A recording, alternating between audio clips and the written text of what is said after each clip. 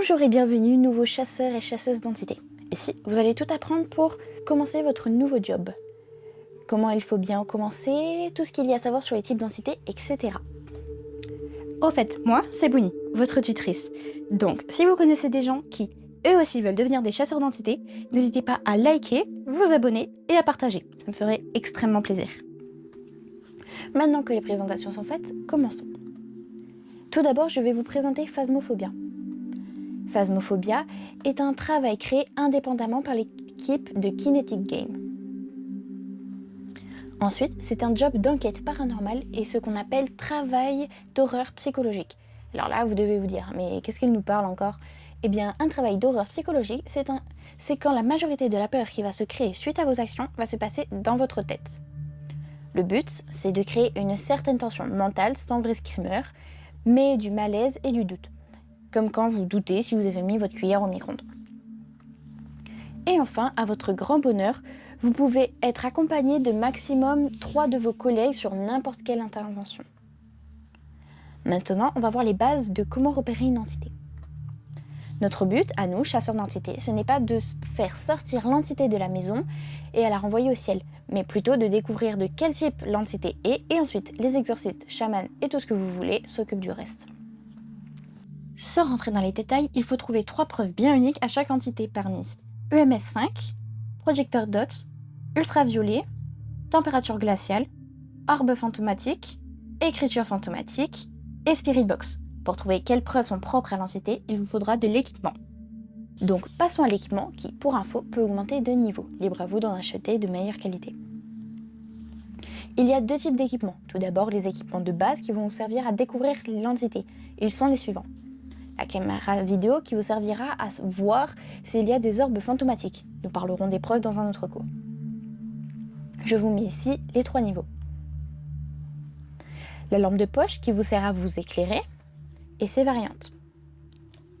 La lampe ultraviolet qui vous sert à voir des ultraviolets. Le lecteur EMF qui, quand l'entité fait un événement paranormal, sert à détecter les champs électromagnétiques fantomatiques émis lors de l'action. En gros, plus l'action est violente, plus le EMF s'énerve. Le livre d'écriture fantomatique sert à avoir des écritures fantomatiques, ce qui est logique finalement. Le projecteur DOT détecte quand l'entité passe dans son rayon et montre sa silhouette.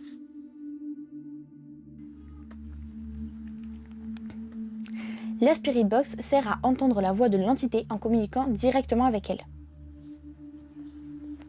Et enfin, le thermomètre sert à voir si la température descend considérablement, ce qui prouve la présence de l'entité. Et le second type d'équipement à connaître sont les équipements secondaires, qui ne sont pas utiles à la découverte de l'entité, mais plutôt à votre survie. Il y a l'allumeur, l'appareil photo, le capteur sonore, le crucifix, le sel, le trépied, le détecteur de mouvement, l'encens, l'enregistreur de son, l'équipement de tête, la lumière à feu, le médicament de santé mentale et le microphone parabolique. Ensuite, durant votre intervention, l'entité pourra lancer ce que l'on appelle une chasse. On va se poser 3 grandes questions dans l'ordre. Pourquoi ça se passe ? Qu'est-ce qui se passe lors d'une chasse ? Et quand la chasse se passe ? Tout d'abord, pourquoi ça se passe ? Les interventions seraient trop simples s'il n'y avait pas de chasse. Ça rajoute du piment à tout ça, quoi. Ensuite, suivant différents facteurs comme la vitesse de l'entité, cela peut aider à découvrir le type d'entité. Maintenant, qu'est-ce qui se passe lors d'une chasse ? Eh bien, l'entité va se matérialiser devant vous, enfin, quelque part dans la maison, et dès lors qu'une chasse est lancée, je vous conseille de vous cacher le plus vite possible. Ensuite, toutes les portes de sortie seront fermées, donc la seule façon de sortir est d'attendre que la chasse soit finie pour pouvoir vous échapper bien au chaud dans votre camion, fourni par l'agence.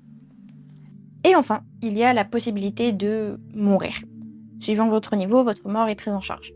En gros, suivant la difficulté de votre intervention, eh bien, l'agence vous rembourse une partie des équipements que vous avez perdus en mourant. Par contre, si vous faites une intervention très dure, vous n'aurez pas de remboursement. Nous estimons que si vous vous lancez dans ces quêtes, alors vous pouvez tout racheter tout seul. Enfin bref, notre dernière question est quand est-ce que la chasse peut se lancer ?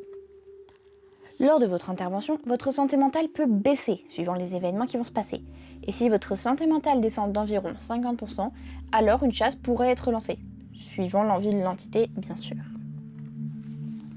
Ensuite, dans chaque maison que vous allez visiter, il y aura un objet maudit, dont on parlera une autre fois. Et chaque objet maudit peut lancer une chasse maudite. C'est une chasse très spéciale dont on parlera en même temps que les objets maudits évidemment. Et en toute logique, vu que le but d'une chasse est de tuer un chasseur, eh bien il faut qu'il y ait au moins un chasseur sur le lieu d'enquête. À la fin de chaque cours, vous aurez une énigme qui vous amènera au prochain cours. Donc celle d'aujourd'hui est: quelle est la map qui, dans le journal, a été décrite comme là où tout a commencé? Nos premiers rapports sur des phénomènes paranormaux viennent d'ici. C'est petit, mais cet endroit recèle plus de secrets qu'il n'y paraît.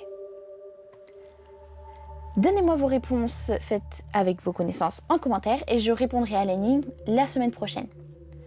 Merci d'avoir écouté jusqu'au bout, j'espère que vous allez apprendre des choses avec moi. Je vous dis à la prochaine!